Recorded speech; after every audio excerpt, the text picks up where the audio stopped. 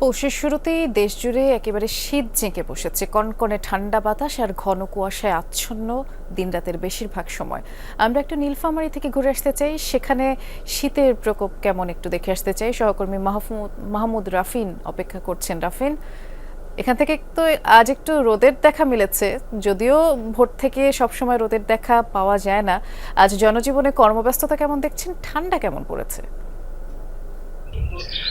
বৃষ্টি গত বছরের এই সময়ে যে তাপমাত্রা থাকতো, আজকের তাপমাত্রা কিন্তু অনেকটাই তার বিপরীত। যদিও আজকে সৈয়দপুর বিমানবন্দর আবহাওয়া অফিস সকাল 6টায় তাপমাত্রা রেকর্ড করেছে 12.2 ডিগ্রি সেলসিয়াস, কিন্তু বাস্তবতা যেটি বলছে যে সকাল 7টার পর থেকে কিন্তু তীর্যকভাবে রোদ পড়তে শুরু করেছে।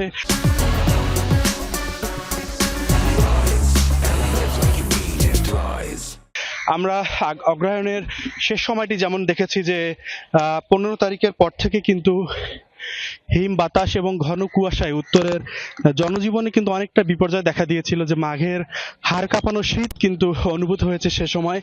কিন্তু শীতকাল যখন শুরু হলো পৌষের এই সময়টাতে, আজকে 9 পৌষ, কিন্তু গত এক সপ্তাহের বেশি সময় ধরে আমরা যেটা দেখছি যে সকাল 7টার পর থেকে কিন্তু রোদ উঠছে এবং তীর্যকভাবে রোদ এই এলাকায় হয়েছে। কিন্তু কৃষকরা যেটি বলছেন যে এই সময়টাতে কিন্তু প্রবল শীত থাকে, যেটি এখানকার কৃষি আবহাওয়ার জন্য অত্যন্ত ভালো।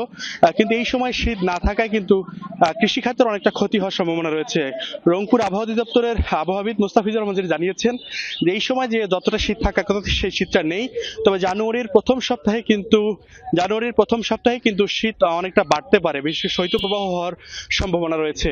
নীলফামারী জেলা যে হাসপাতালগুলো রয়েছে সেই হাসপাতালগুলোতে কিন্তু আমরা লক্ষ্য করেছি গত কয়েকদিনে কিন্তু শীতজনিত রোগীর সংখ্যা অনেকটা বেড়েছে, বিশেষ করে শিশু এবং বৃদ্ধ রোগীর সংখ্যা।